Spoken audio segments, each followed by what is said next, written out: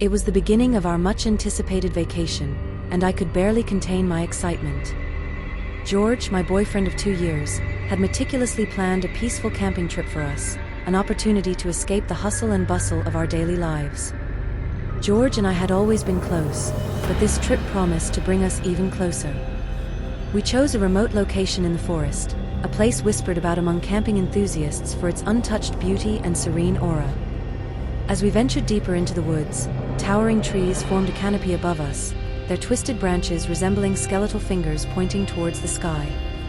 The sunlight, filtered through the leaves, created eerie patterns on the moss-covered ground.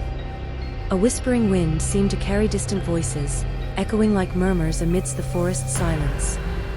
After finding the perfect spot to set up our camp, we settled in a clearing near a winding, crystal-clear stream. The water flowed gently, reflecting the sky like a black mirror, while shadows danced beneath its surface. Birds sang in an unsettling chorus, their notes carrying a warning that only trained ears could discern. George was in his element, skillfully pitching the tent while I watched, feeling watched by unseen eyes among the trees. Each step towards the forest seemed to sink our feet into soil that breathed and whispered ancient secrets. As the afternoon progressed, the sunlight began to fade, painting the treetops in somber shades of amber and gray. A sense of anticipation hung in the air, as if something beyond human understanding lurked in the shadows. As the sun set, we returned to our campsite, the moon slowly emerging in the twilight sky.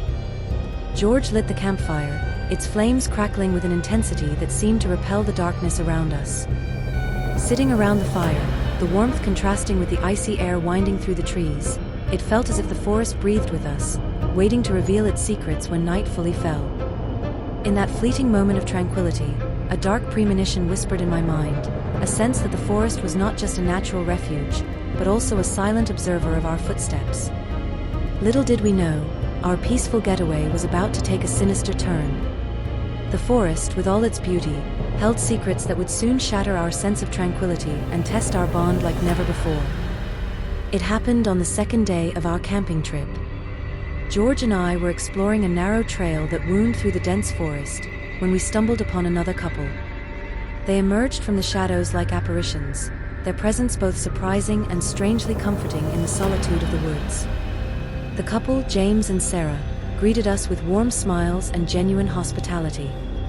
James was tall and wiry, with piercing blue eyes that seemed to penetrate the depths of our souls. Sarah was petite yet exuded a quiet strength, her brown hair cascading in loose waves around her shoulders. They were like characters from a storybook, blending seamlessly into the natural beauty of the forest. As we exchanged pleasantries, James and Sarah's friendly demeanor quickly put us at ease. They spoke of their own adventures in the forest, sharing tales of hidden waterfalls and secret caves that piqued our curiosity.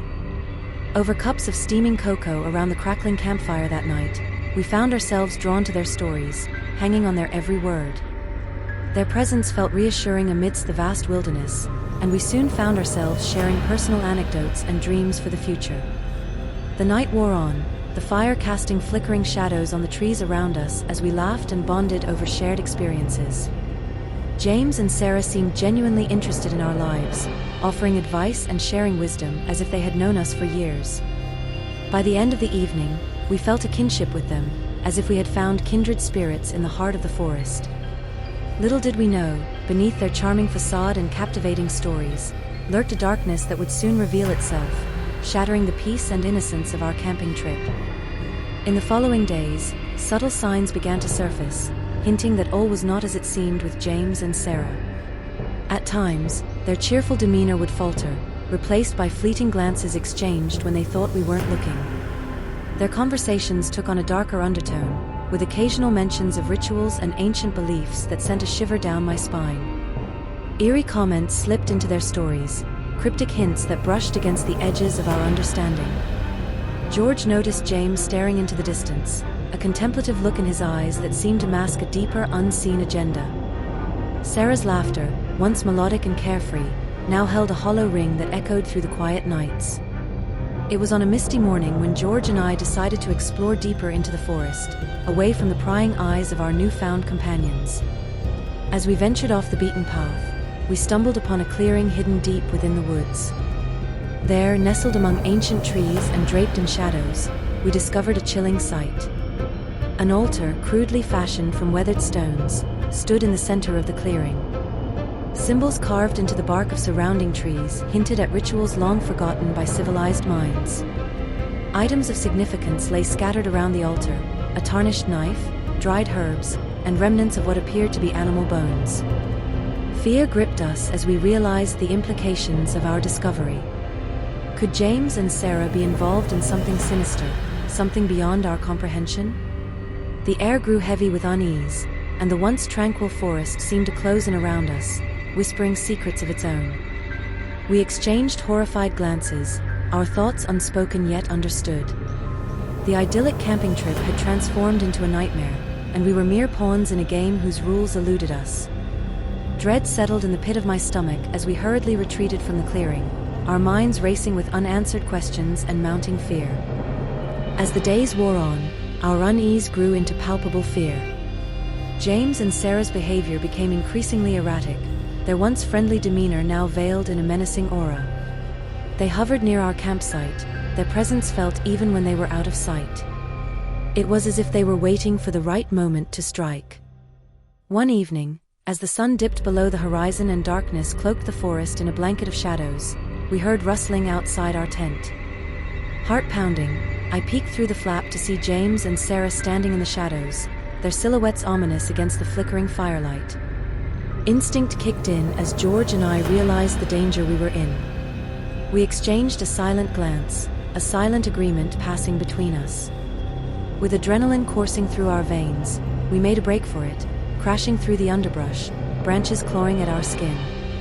Behind us, we heard their enraged shouts and the thunderous pursuit of footsteps.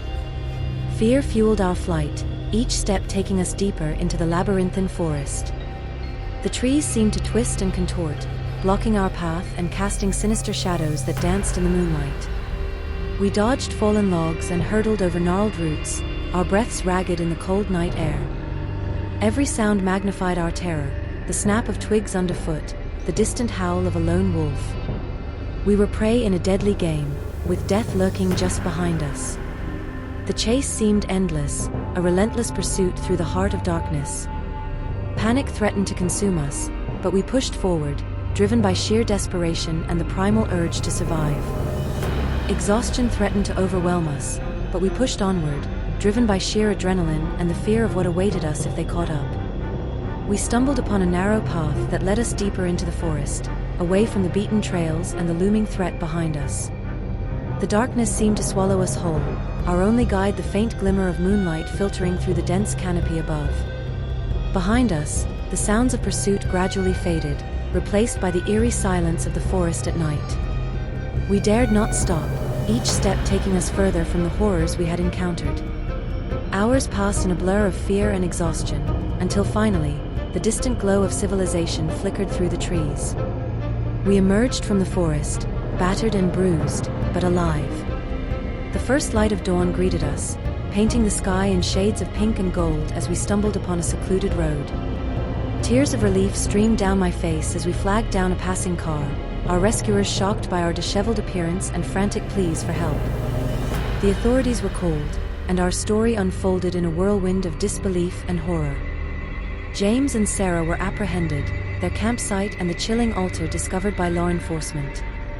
The truth behind their facade was laid bare: they were involved in a twisted ritualistic cult, luring unsuspecting travelers into their web of deceit and violence.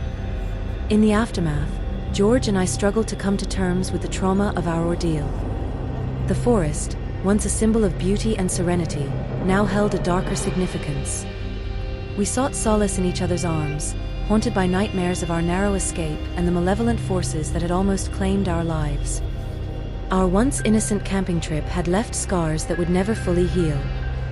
We vowed never to speak of those dark days again, yet the memories lingered like shadows, a reminder of the fragility of life and the depths of human depravity lurking beneath the surface. As we drove away from that forest, leaving behind the nightmare that had threatened to consume us, I clung to George's hand, grateful for our second chance at life. The road stretched out before us, a path towards healing and a future filled with cautious optimism, forever changed by the horrors we had faced and survived.